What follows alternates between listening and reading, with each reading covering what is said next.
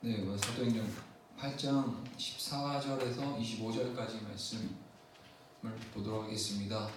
제가 읽겠습니다. 8장 14절에서 25절까지 제가 읽겠습니다.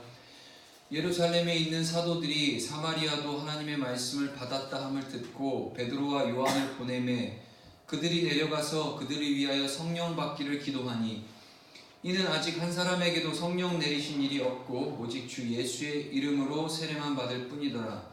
이에 두 사도가 그들에게 안수하며 성령을 받는지라.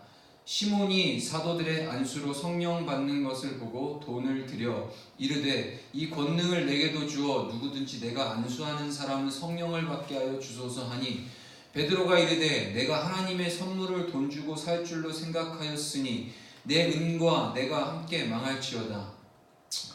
하나님 앞에서 내 마음이 바르지 못하니 이 도에는 내가 관계도 없고 분깃될 것도 없느니라.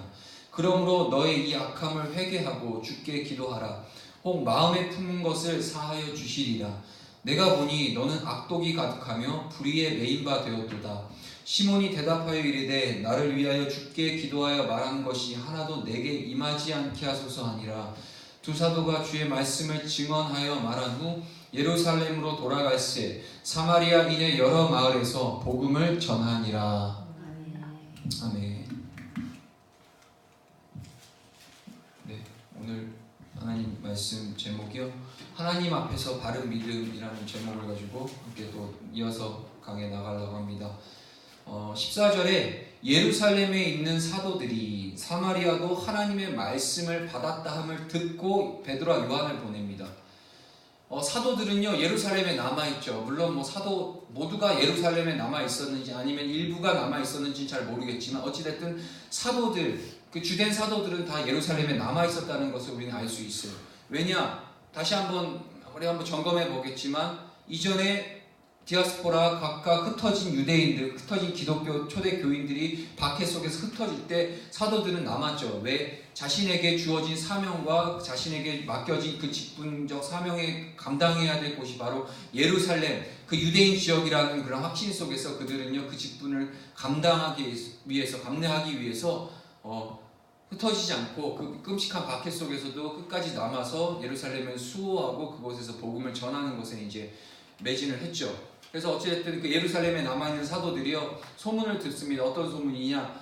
그 이방 땅 사마리아, 그 사마리아에도 하나님의 말씀이 전해졌고 그것을 듣고 확인했어야 됐어요.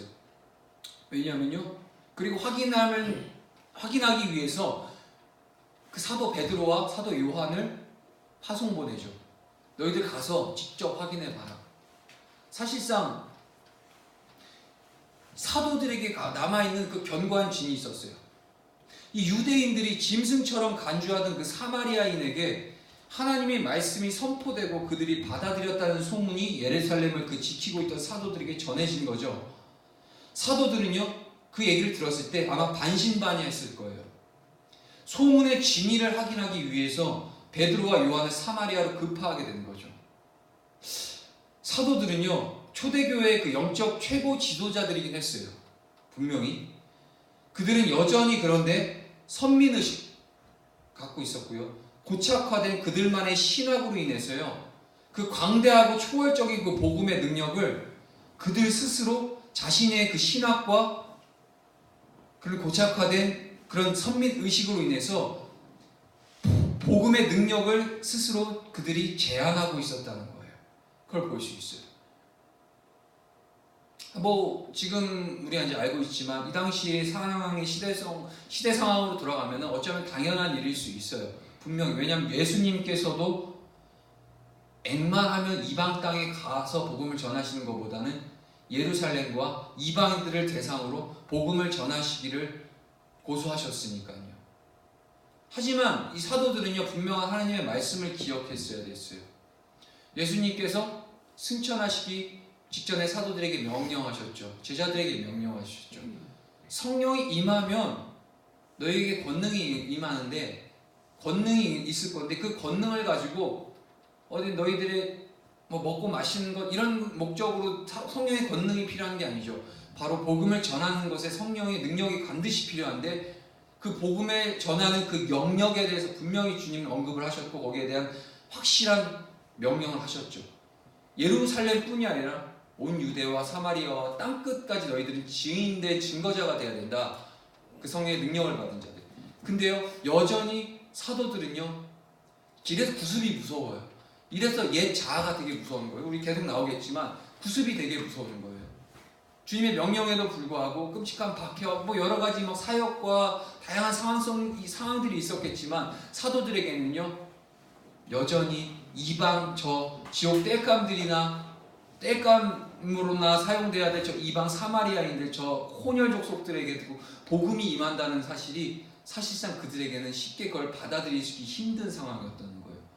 왜 이를 우리 언제 볼 수 있죠? 또 고넬료를 보면 알 수 있잖아요. 사도행전에서 아주 대표적으로 베드로, 이방인들에게 복음이 전해져야 되는데 그 베드로가 그걸 완강히 거부하죠. 그러니까 주님께서는 환상을 통해서 하늘에서 보자기가 내려와서 그것에 부정한 것들, 이것을 내가 먹으라 했는데 베드로는요, 처음 환상에 그걸 먹으라 하셨는데도 불구하고 자기의 그 고착화된 신학에 딱 사로잡혀가지고 뭐라 그러냐, 하나님이 먹으라 했는데도 저 이거 부정해서 안 먹을래요. 하나님의 말씀조차 거절을 해요. 이게 되게 무서운 거예요. 스스로 거룩하고 스스로 자기가 생각하고 있던 것들이 진리라고 확신하는 게 어쩌면 하나님께서 그것을 먹으라고 얘기를 한 그 진리 되신 하나님께서 허락하시고 그가 하시겠다라는데도 불구하고 자기가 생각하는 그것이 절대적인 그 신학과 그런 경험들이 진리가 돼버려, 스스로 진리가 돼버려서 하나님 말씀보다 더 앞서 나가려고 하는 그런 어리석음을 이미 우리는 알고 있고 이 지금 상황의 이 사도들을 통해서도 볼 수 있다는 거예요. 왜냐? 베드로와 요한 사도를 통해서 너희들 확실하게 이게 소문이 맞는지, 하나님의 말씀이 참인지, 이 소문이 진짜인지, 하나님의 말씀이 진짜 거기에 거했는지를 확인하고 와라 라고 급파시켰다는 거죠. 여기에는요, 되게 연약한 모습들이 보이는 거예요. 사도들이. 우리들의 모습도 마찬가지죠. 신앙인의 모습들, 성도라고 부름받고 우리가 성도로서 살아가는 우리의 모습 속에서도 이미 내 안에 세팅되고 고정되어져 있는 그런 어떤 의식들, 개념들이, 이것들이 나름대로 내 안에 내신하게 돼서 절대적인 진리, 하나님의 그 말씀과 진리를 넘어서서 그 초월하고 광범위하고 광활한 우리 인간의 그 작은 뇌로는 생각하지 못한 하나님의 어마무시한 그런 엄청난 하나님의 섭리를 우리가 넘어서는 게 아니죠. 그 안에 제한을 두는 우리의 모습도 있을 수 있다는 거예요. 우리에게 하나님께서는요, 그런 룰을 범하지 말라. 이제는 거기에서 실수하지 말라 하셨기 때문에 우리에게 가장 큰 표본, 바로 말씀을 주셨죠. 이 말씀이 그리하면 그리한 거고, 말씀이 아니다 하면 아니라는 그런 그냥 필터, 우리의 개념 안에서 필터가 돼서 한번 걸러서 생각하는 것이 아니라 말씀 있는 그대로 우리가 그걸 받아들이고 수용하고 인정해낼 수 있는 그런 하나님 앞에 신뢰와 순종이 필요하다는 거예요. 근데 이제 문제인 게 더 어려운 게 다 말씀이에요. 보면 생각들이 다 달라요. 근데 나름대로 다 말씀이에요. 참 많이 저도 싸워갔어요. 그 말씀이 저 말씀이고 저 말씀이 저 말씀이냐, 이 말씀이 이렇게 되는데 왜 너는 그렇게 하냐. 그럼 또 거기는 또 그 말씀 가지고 가고 그 말씀 갖고 가고 결국 말씀이에요. 결론은 해석이 안 나와요. 뭐냐? 신학의 해석의 차이다라고 저밖에 결론이 안 나오는 거예요. 죄송하지만 말씀 자체도 우리가 정말 이것을 날마다 말씀 앞에서 겸손하게 날마다 그 말씀에 듣고 성령의 그 진리에 우리를 가르치시고 인도하시고 이끌어가신 성령의 조명하심 속에서 매일매일 우리가 이것을 겸손하게 하나님 앞에 무릎 꿇고 겸손한 자세로 말씀 앞에 서 있지 않는 이상은요, 이 말씀을 무기로 나의 신학이 진리로, 나의 개념과 나의 생각이, 나의 가치관이 진리로 둔갑하는 경우가 많다라는 거예요. 결국 어떤 열매가 나오냐? 결국 정죄의 열매가 나오죠. 나와 다르면 다 적인 거예요. 이것을 이 사회학 용어로 전체주의라고 부르거든요. 나랑 틀리면 다 적인 거예요. 나와 생각이 틀리면 다 적이 되는 거예요. 문제는 70억 인구 70억 명에 다 그렇게 생각하고 있으니까 다 적인 거죠. 안타까운 거예요. 교회는 뭐 두말할 것도 없죠. 말씀이 66권에 우리 명확한 말씀을 주셨음에도 불구하고 서로 싸워요. 그러니까 종국에는 알겠죠. 종국엔 결론이 나겠죠. 하나님 주님께서 다시 오실 때 그때 주님께서 착하고 충성된 종이라고 우리를 칭찬해 주신 것과 아니면 나는 도무지 알지 못한다. 그러니까 내게서 떠나라 라고 하는 그런 책망 섞인 진노의 그 하나님의 핀잔이 있을지는 어느 누구에게 갈지는 그거는 어느 누구도 우리가 판단할 수 없다는 거예요. 그러니까 내가 지금 내 신앙과 내가 정말 진리의 그 말씀이 확고하다 하나님의 말씀 속에서 먼저 나를 자신을 돌아볼 수 있는 그런 겸손함이 필요하다는 거예요. 오늘 내가 주장해서 오늘 제가 이 곳 가운데 사도행전을 강의하고 설교하는 이 주님 주신 은혜 안에서 제게 주신 은혜가 있어서 선포하고 이 말씀 속에서 이것이 내게 맞고 내게 주신 은혜가 있기 때문에 여러분들에게 선포했을지라도 또 내일 또 내게 주신 마음과 그 상황이 전 연약한 존재이기 때문에 자신이 없는 거예요. 겸손하게 매일매일 성령의 조명하심 속에서 날마다 겸손한 자세로 주님 앞에 나아갈 때 우리의 태도와 우리의 모습도 하나님 예수 그리스도 온전한 그 형상을 닮아갈 수 있는 그런 겸손한 자세가 되어지지 않을까라는 생각을 해봤습니다. 자, 이스라엘 민족과 사도들은요 그 초대교회 그 영적 최고 지도자였잖아요. 근데 그들이 갖고 있는 그 선민의식, 그들이 갖고 있는 고착화된 신학, 결국에는 복음을 제한하고 있었다는 거예요.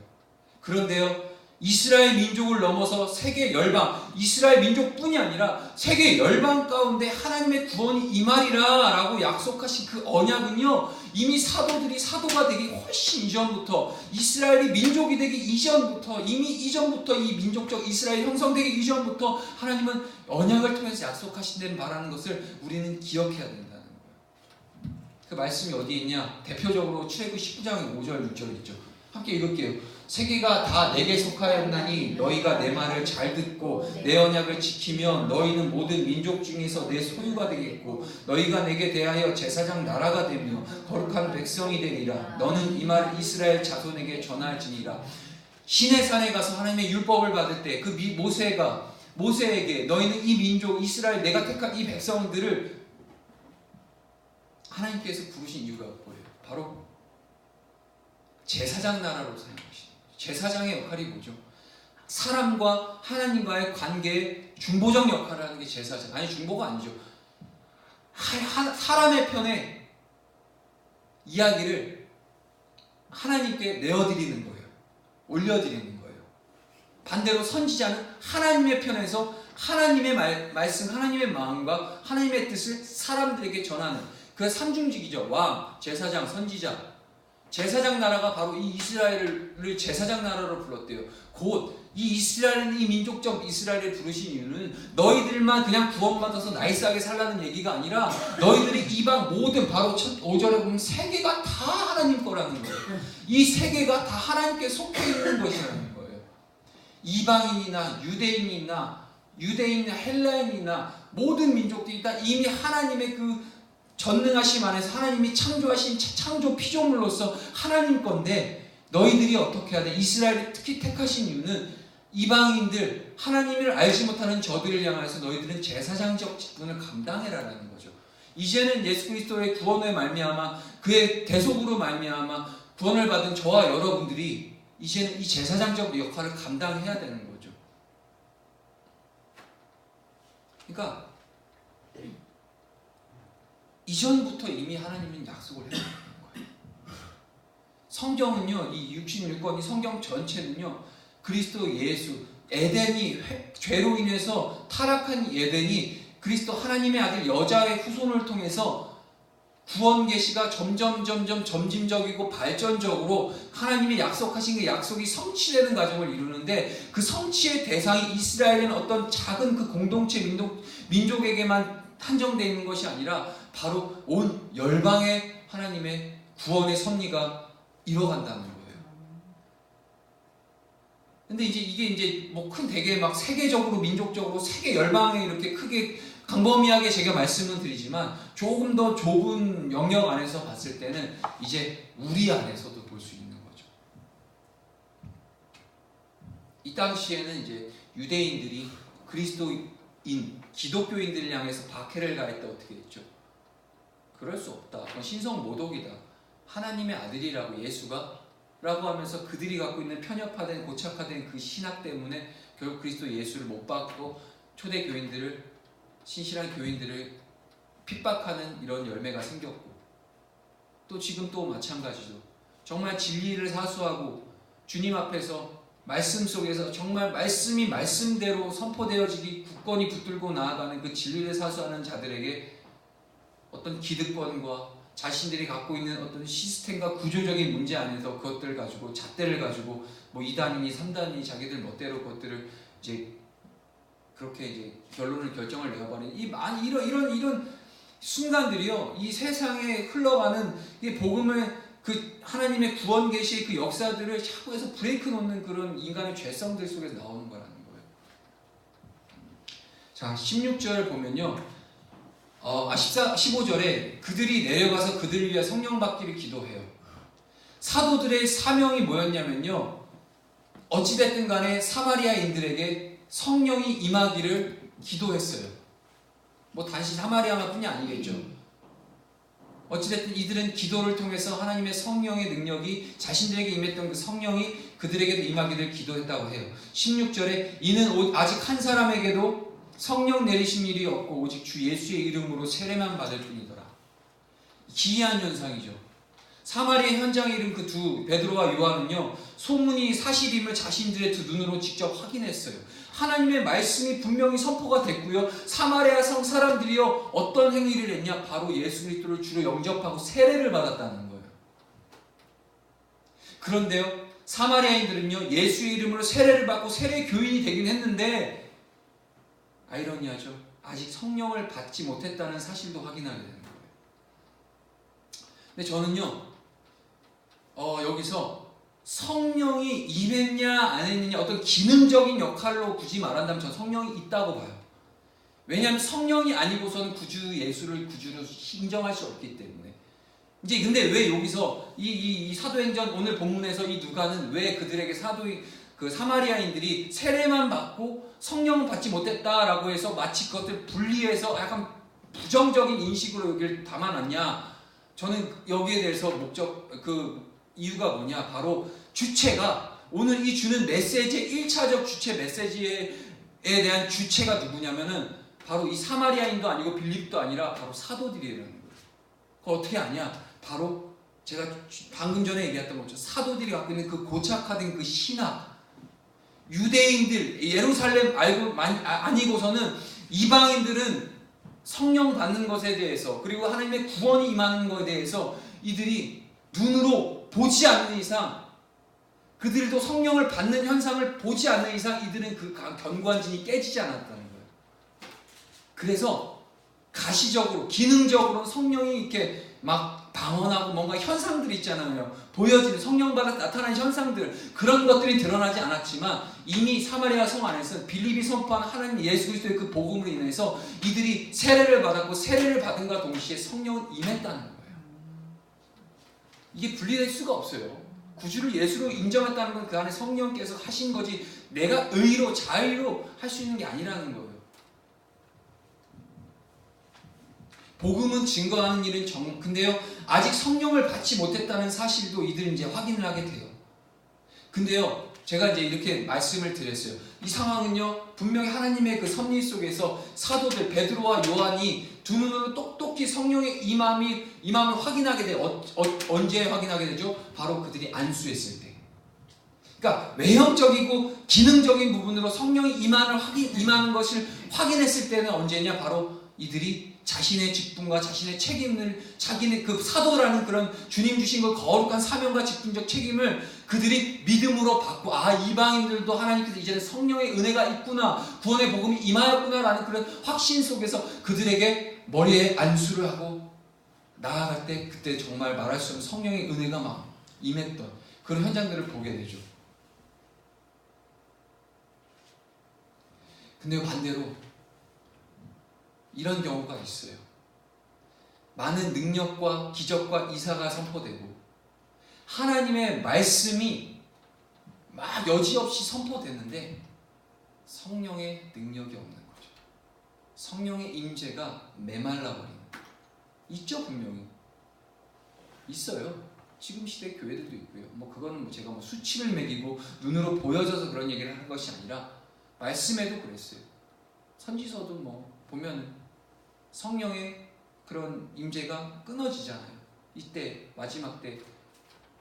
그리고 화려한 멋진 예배가 있고 화려한 뭐 예배 그런 시스템과 뭐 구조들이 막 잘 형성되어 있는 그런 멋진 시스템들이 있는데, 그리고 말씀도 요즘 솔직히 말 못하면 다 내가 볼 때는 다 말 잘하는 것 같아요. 다 뭐 말 정말 잘하는 것 같아요. 그래서 뭐 말 잘한다고 해서 교회가 부흥하고, 예전처럼 부흥 강사님들 말 잘하잖아요. 3시간 4시간 또 안 쉬고 막 이렇게 하시잖아요.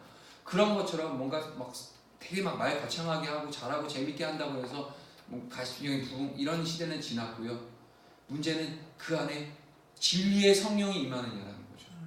성령이 임하는 것과 보여지는 외적인 그런 가시적인 부흥들을 이것들 마치 공식화시켜서 그것을 내기면 안 된다는 거예요. 이게 가장 위험한 거예요. 결국 가장 중요한 사실은 이 모든 현상의 최종에는 성령의 임재가 있어야 된다는 거예요. 성령의 임재가 부재하다면 그 어떤 진리가 그곳 가운데 선포될지라도, 그리고 그 대단한 기적들이 그곳에 막 우후죽순 일어날지라도 결국에는 그 본질을 잃어버리게 돼요. 왜냐? 주객전도 되죠. 성령의 임재가 없이 그 가운데 능력이 행하지고 기적이 나타나고 진리가 막 선포되고 복음 막 되게 엄청난 막 말씀의 진리가 막 선포돼도요, 성령의 임재로 인해서 그곳에 하나님의 충만한 임재가 없으면 결국 말을 하는 그 대상, 그 사람이 우상이 되고요. 결국엔 본질이 사라지는 거죠. 그리고 기적과 이사는 하나님께서, 예수께서 왜 주셨죠? 바로 하나님의 나라를 맛보아 경험케 하기 위해서죠. 너희들이 가야 될 그 하나님의 나라, 장차 회복될 이스라엘의 회복, 하나님의 그 새 예루살렘의 그 하나님의 나라는 고통도 없고 너희들이 그런 비참한 그런 고난과 아픔도 없는 나라야. 하나님과 영원히 평강의 나라야 라는 것을 심이라도 맛보게 해주기 위해서 기적과 안진뱅이가 일어나게 하신 하나님, 예수께서는 그런 능력을 행하신 거고요. 죽은 자도 살려내요. 죽음도 초월한 영원한 생명이 있는 그곳. 근데 성령이 아니고서는 그냥 외적인 기적과 이런 것들은 결국 그 사람을 우상시하게 만들죠. 우리 이런 거 많이 보잖아요. 많이 봐요. 많이 봤어요. 이미 뭐 이건 따로 증명할 것도 없어요. 이미 많은 교회에서는요, 목사님이 우상이 됐고요. 이미 많은 기도원에서는 부흥 강사님이 다 됐어요. 그런 게. 자, 말씀 로마서 8장 14절 17절에서 이렇게 얘기하고 있죠. 함께 읽을게요. 시작. 무릇 하나님의 영으로 인도함을 받는 사람은 곧 하나님의 아들이라. 너희는 다시 무서워하는 종의 영을 받지 아니하고 양자의 영을 받았으므로 우리가 아빠 아버지라고 부르짖느니라. 성령이 친히 우리의 영과 더불어 우리가 하나님의 자녀인 것을 증언하시나니 자녀임은 또한 상속자 곧 하나님의 상속자요 그리스도와 함께한 상속자니 우리가 그와 함께 영광을 받기 위하여 고난도 함께 받아야 할 것이니라. 성령을 통하여서만 하나님의 아들 된 건세가 가능하다는 거예요. 성령의 임재만이 우리로 인해서 하나님의 양자의 영 곧 하나님의 아빠 아버지라고 부르시는 권능이 우리에게 자격이 부여진다는 거예요. 성령을 통해서만이 하나님의 상속자로서 하나님의 나라를 유업으로 받을 수 있는 자격이 생긴다는 거예요. 이게 아니고서 다른 건 다 허상인 거죠. 그냥 현상일 뿐이고요. 껍데기일 뿐인 거예요. 근데 이 사마리아 현장에서 성령이 임하지 않았던 것이, 물론 내재적으로 하나님께서 성령을 그곳 가운데 있었지만 그들이 느끼는 그 성령의 임재를 충만하게 그걸 경험하고 외적으로 기능적으로 나타나지 않았던 부분에 사도들이 손을 얹고 안수할 때 성령이 충만하게 임했다는 것은 그곳에 하나님의 나라가 임한다는 거죠. 17절 이에 두 사도가 그들에게 안수하며 성령을 받는지라. 자, 사도들의 안수를 통해 사마리아 사람들 성령을 받게 되죠. 하나님의 은혜가 사마리아 사람들에게 전해지는 일은요, 이 일들을 시작하는 것은 사도들의 계획에 의한 것은 아니었어요. 이는 하나님의 감동을 따라서 첫 번째 빌립의 사역을 통해 사마리아 사람들을 믿음으로 인도하셨죠. 그러니까 사도들의 주체적인 행동이 아닌 거죠. 사마리아 사람들이 성령을 받고 구원을 맛본 것이, 하나님의 나라를 경험한 것이 사도들의 어떤 계획과 그들의 사명을 감당한, 그들은 예루살렘에 남아 있었어요. 하지만 하나님의 섭리는 사마리아로 빌립의 발걸음을 인도하셨죠.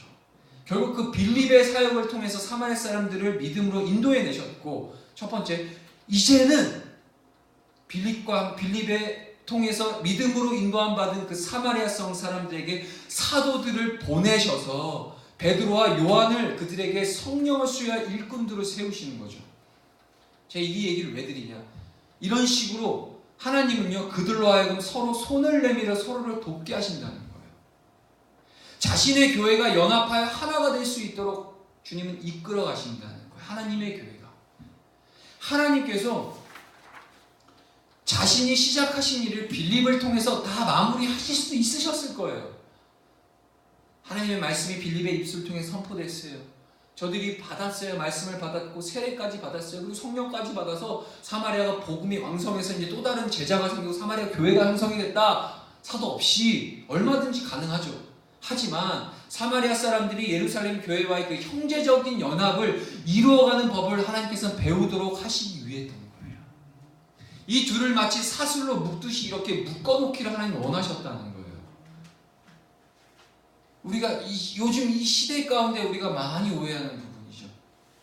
교회의 연합, 뭐 어떤 인간적인, 인본적인 그런 가짜 연합을 얘기하는 것이 아니라 한 사람이든 두 사람이든 그리스도 예수의 그 복음의 끈으로 묶인 그 연합된 그 모습이 하나님은 기뻐하십니다. 시편 133편 1절, 보라 형제가 연합하여 동감이 어찌 그리 선하고 아름다운지. 하나님은요, 그 그리스도 복음 안에서 묶여있는 그 형제들의 온전한 연합이 그 모습이 어떻고 모양이 어떻고 삶이 어떤지 그런 것을 보시는 것이 아니라 복음 안에서 하나 된 그 모습을 바라보시면서 아름답게 바라보시고 선하게 바라보신다는 거죠. 에베소서 2장 20절에서 22절까지 이렇게 말씀하고 계시죠. 읽을게요. 시작. 너희는 사도들과 선지자들의 터 위에 세우심을 입은지라 그리스도 예수께서 친히 모퉁이 돌이 되셨느니라. 그의 안에서 건물마다 서로 연결하여 주 안에서 성전이 되어가고 너희도 성령 안에서 하나님이 거하실 처소가 되기 위하여 그리스도 예수 안에서 함께 지어져 가느니라. 아멘. 그리스도 예수 안에서 하나님이 거하실 처소가 되기 위해서 우리 함께 지어가시는 대외 보여지는 가시적인 열적 부흥과 많은 사람들이 모여서, 사실 많은 사람이 모이면 좋죠. 재밌죠. 뭐 일을 할 만하죠. 뭐 해볼 만하죠. 근데 그런 것들이 본질은 아니라 바로 그리스도 예수 안에서 함께 지어져 가는 이유는 바로 그 교회가 하나님이 거하시는 처소가 되기 때문에. 사도들은요, 기도에 이어서 안수를 행하죠.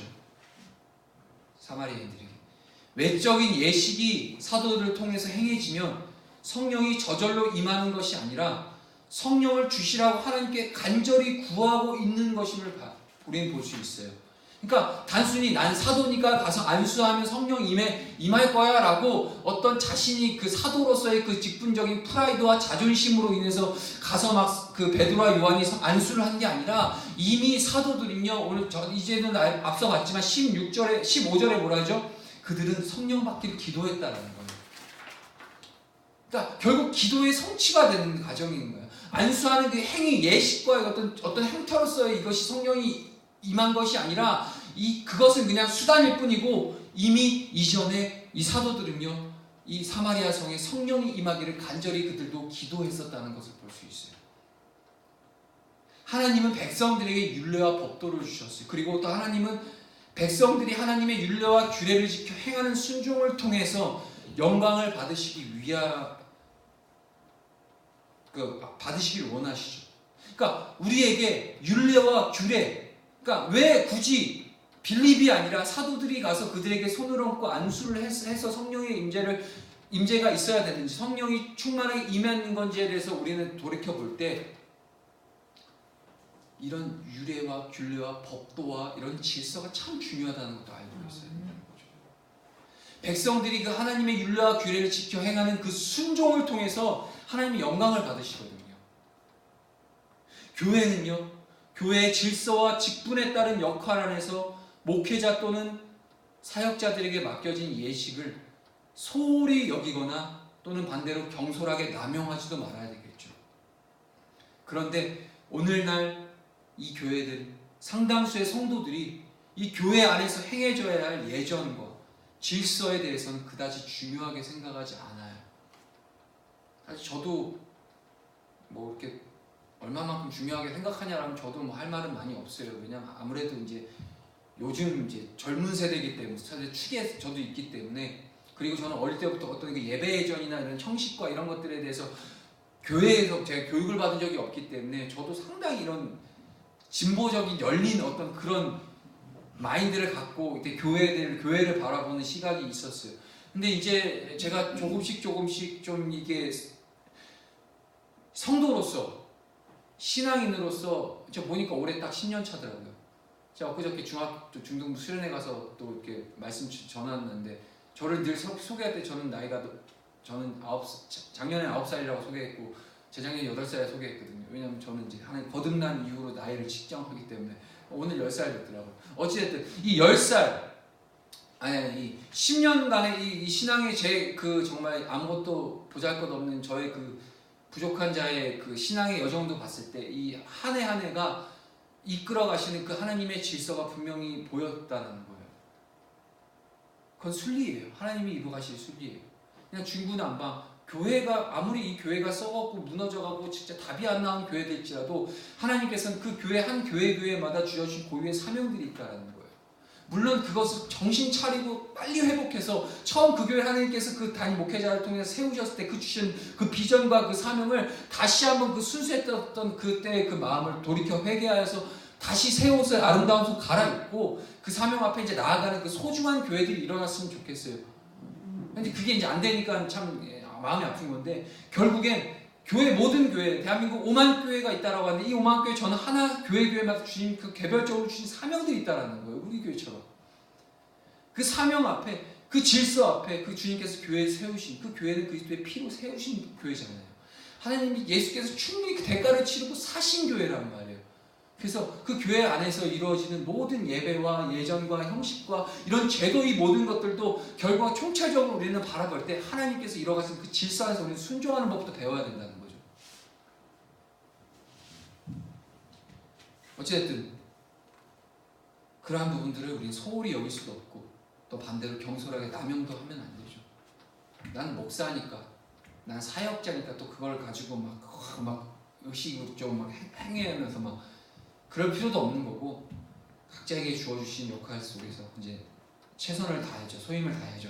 그런데 이제 이런 부분들을 봤을 때 열왕기상 12장의 이제 사건이 제가 떠올랐어요. 그래서 잠깐 이제 메시지 이제 돕기 위해서 말씀을 보는데, 많이 아는 얘기는 한번 읽어볼게요. 시작. 그가 또 산당들을 짓고 레위 자손 아닌 보통 백성으로 제사장을 삼고, 30절, 그가 자기 마음대로 정한 달 곧 10달째 달 15째 날로 이스라엘 자손을 위하여 절기를 정하고 베델에 쌓은 제단에 올라가서 분양.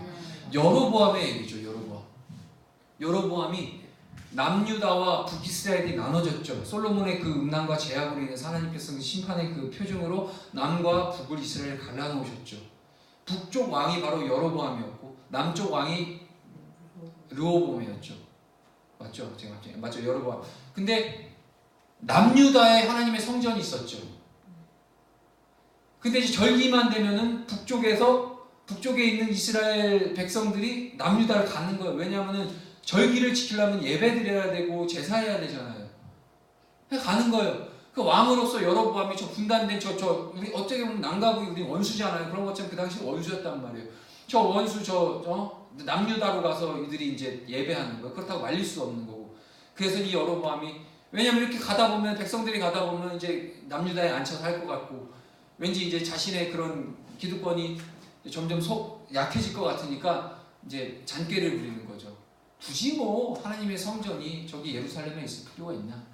그래서 베델에다가 우리 이스라엘, 북이스라엘 여기 대표적인 또 성지 있잖아. 우리 옛날 야곱 우리 조상님 형님께서 우리 하나님 만나셨던 그 베델, 거기다가 우리 제단을 좀 쌓자. 그래서 여기가 이제 성전이다.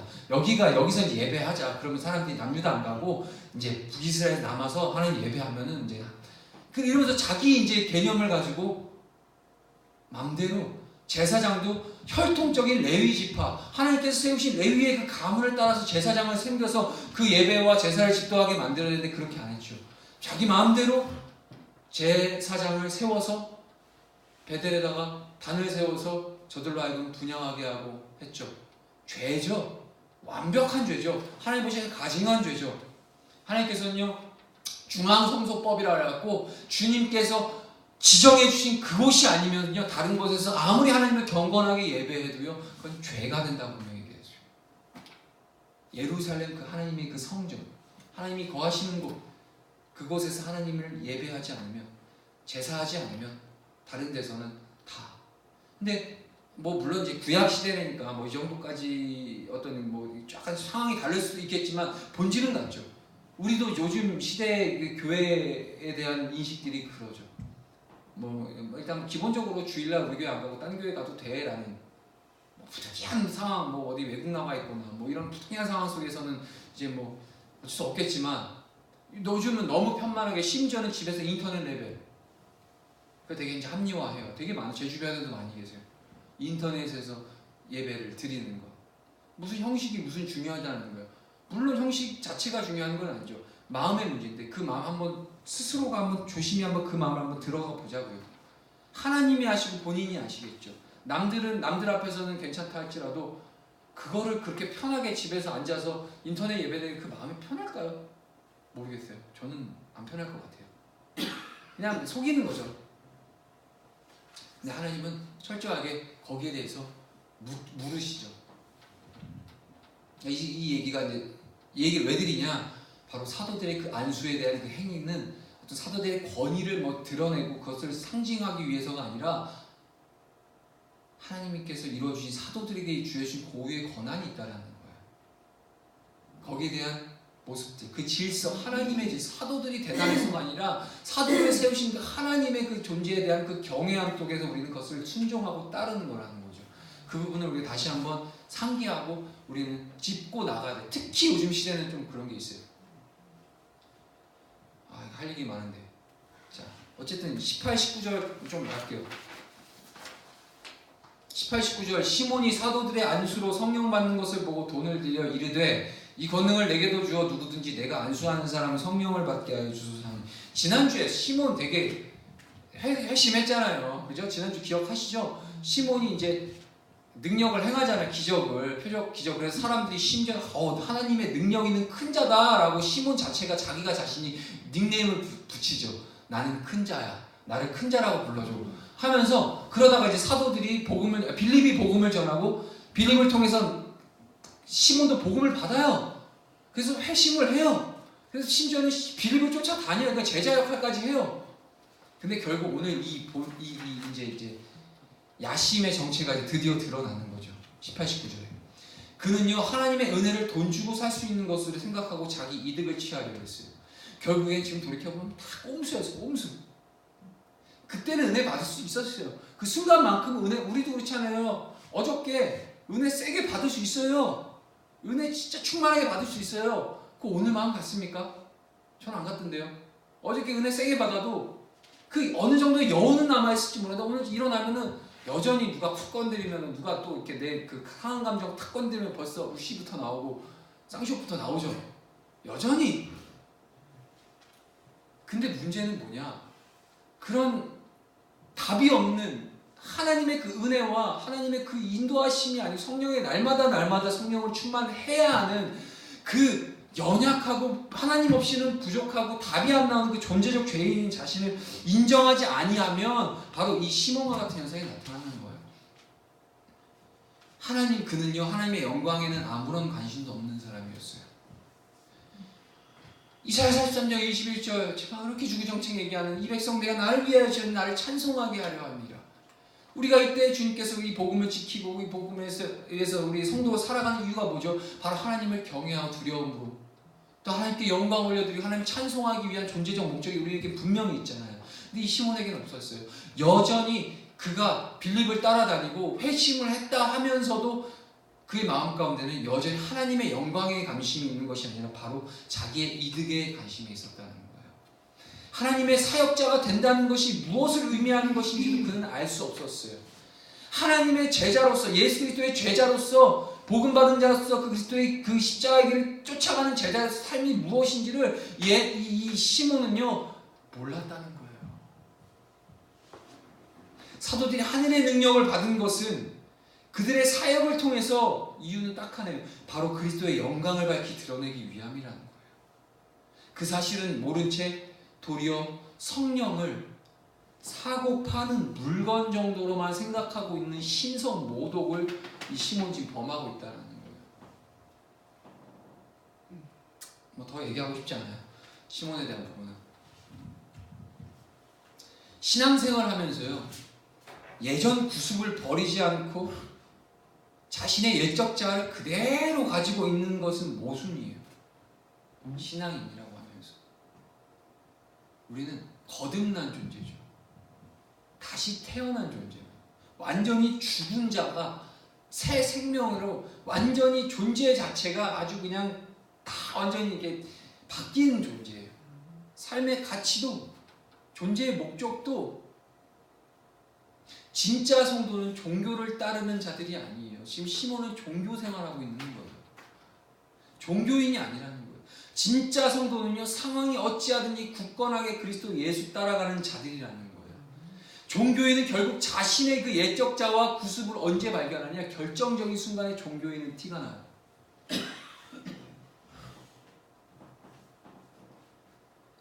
하나님을 믿는다고 하면서도 이렇듯 옛사람 그 옛삶의 모습을 청산하지 못한 그 시몬에 대한 베드로의 질타. 바로 본문 20절에 나오죠. 베드로가 이르되 내가 하나님의 선물을 돈 주고 살 줄로 생각하였으니 내 은과 내가 함께 망할지어다. 왜? 21절 하나님 앞에서 내 마음이 바르지 못하니 이 도에는 내가 관계도 없고 분깃될 것도 없느니라. 그냥 신장 폐부를 그대로 찔렀어요, 베드로가. 비슷한 사건 있죠.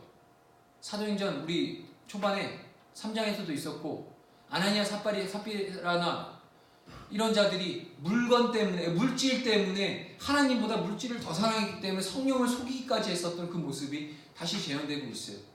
근데 베드로는 뭐라고 말하냐? 시몬에게 오늘 제목처럼 하나님 앞에서 바른 믿음이 돼야 되는데 그러지 못하고 마음이 바르지 못하다.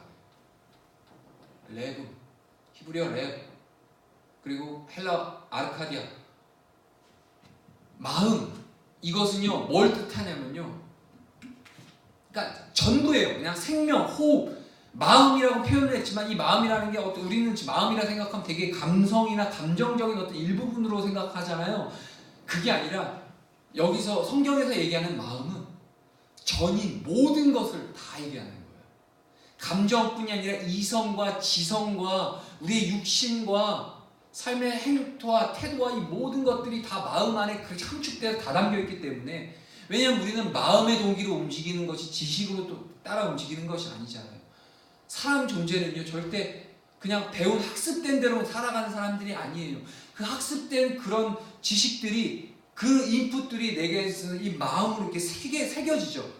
결국엔 마음으로 우리는 살아가는 존재예요. 하나님께서 계속 마음을 얘기하시는 거예요. 나는 너희들에게 마음을 원한다. 하나님을 아는 마음, 하나님을 향한 그 마음을 원하는 거지, 이런 행위나 이런 것들을 원하는 것이 아니에요. 그래서 마음인데 이 시몬에게 마음이 없으니까 결국엔 네 물질이 있는 거, 내 마음이 있는 거잖아요. 단호하죠. 근데요 소망이 있어요.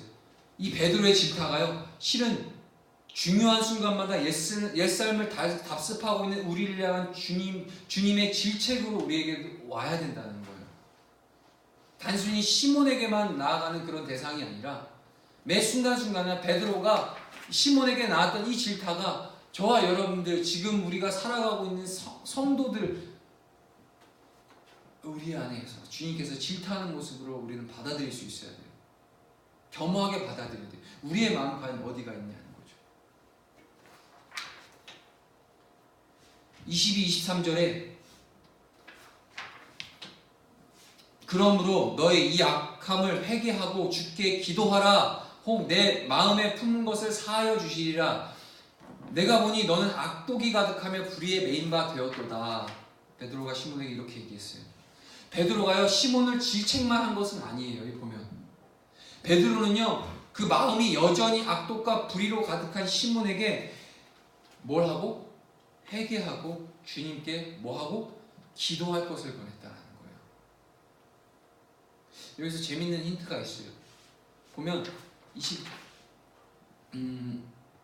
22절에 혹 마음에 품은 것을 사하여 주시라. 여기서 혹이란 단어, 혹이라는 것이 이제 원문에 표현했으며 보면은 그 앞에 선행되는 그 조건절을 되게 강조하는 표현이에요. 그래서 베드로의 말은요, 이 혹이라는 이 AR라는 뜻이 강조의 표현인데 베드로의 말 회개하고 기도하면 혹 용서받을 수 있을지도 모르겠다라는 애매모호한 표현이 아니라 회개하고 기도하면 주님께서 반드시 사해 주실 것이라는 확신의 말이라는 거예요.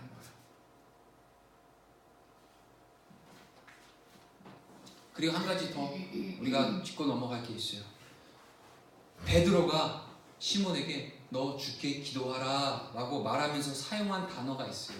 이 단어도 원문을 보면 데오마이라는 단어인데 보통 기도하다 라는 뜻은 신약에서 프로시코마이라는 다른 단어가 사용돼요. 보통 대부분 기도하다 라는 단어가 프로시코마이라는 다른 단어들을 사용하는데 특별히 이곳에 베드로가 시몬에게 너 주께 기도하라 라고 사용된 이 단어는요 데오마이라는 단어가 사용됐어요. 이 데오마이 뭐냐? 뜻이 묵다, 붙들어매다의 변형이 된 건데 한마디로 베드로가 시몬에게 주께 기도하라 라고 말한 게요 너 자신을 주님께 묶어둬라, 내 마음을 주님께 동여매라 라는 의미로 이 시몬에게 사용하는 거예요. 단순히 기도해서 단순히 어떤 비는 어떤 그런 차원의 기도가 아니라 분명히 마음을 언급하잖아요. 마음의 문제라는 거예요. 시몬, 네 마음을 하나님께 단단하게 묶어둬라. 그리고 하나님의 편에서 단단하게 동여매라. 그 마음을. 이렇게 베드로는 시몬에게 질타와 동시에 권면을 하고 있다는 거예요. 우리들에게 정말 필요한 메시지인 것 같아요. 마음을 지키기가 참 어려워요. 그렇죠? 주의 일을 하면서도 참 하루에도 수십 번씩 마음이 진짜 업앤다운, 감정이 막 위로 갔다 아래로 갔다 한두 번이 아니에요. 그죠? 마음이 정말 중요해요. 오늘 계속해서 마음을 언급하고 있는데 결국 하나님을 향한 그 마음을 우리는 단단히 동여맬 수 있어야 돼요. 묶어둬야 돼요. 적어도 정말 어떤 상황 속에서도 우리가 결정적인 순간에 시몬처럼 자신의 애적자가 확 튀어나와서 자신의 자아도취에 빠져서 자신의 그런 모습들이 결국엔 결론이 나오는 것이 아니라 내 마음이 하나님 앞에 온전히 묶여있는 자는요 위기는 있을 수 있지만 결정적인 순간에 결국 하나님 앞에 붙들려 있다는 거예요. 더 하나님을 찾을 수 있다는 거예요. 올가미 아시죠? 올가미는요 동물이 이렇게 딱 쳤는데 그 빠져나가려고 발버둥 치면 칠수록 더 이렇게 올가매잖아요. 그죠? 움직이면 움직이고 허둥바둥 막 이렇게 막 빠져나가려고 하면 더 이렇게 견고하게 묶여요. 그것처럼 우리가 그런 마음이 하나님 앞에 그렇게 묶여 있어야 된다는 거죠. 이 데오마이라는 이 묶이다, 하나님 앞에 온전히 묶이다 라는 이 원형을 가진 이 동사는 언제 또 쓰였냐? 이게 그냥 단순히 베드로가요 그냥 원래 쓰연 기도하라는 동사 프로시코마이를 안 쓰고 이 말을 쓴 게 그냥 갑자기 막 쓴 게 아니에요. 이 베드로에게는요 이게 상당히 마음 가운데 이 단어가 너 내게 묶여 있어라, 너 하나님께 묶여 있어야 된다 라는 이 단어가 섞여 있는 이 의미가 이 베드로에게는요 상당히 이 베드로의 심장에도 깊이 새겨져 있었던 말이에요. 언제냐? 이 말은요 주님께서 가르쳐 주신 말씀이었어요. 예수님께서 누가복음 21장에 보면요 장차 임할 큰 환난에 대해서 주님께서 말씀하고 계세요. 누가복음 21장 36절 한번 찾아볼까요? 제가 여기 앞에는 안 했어요.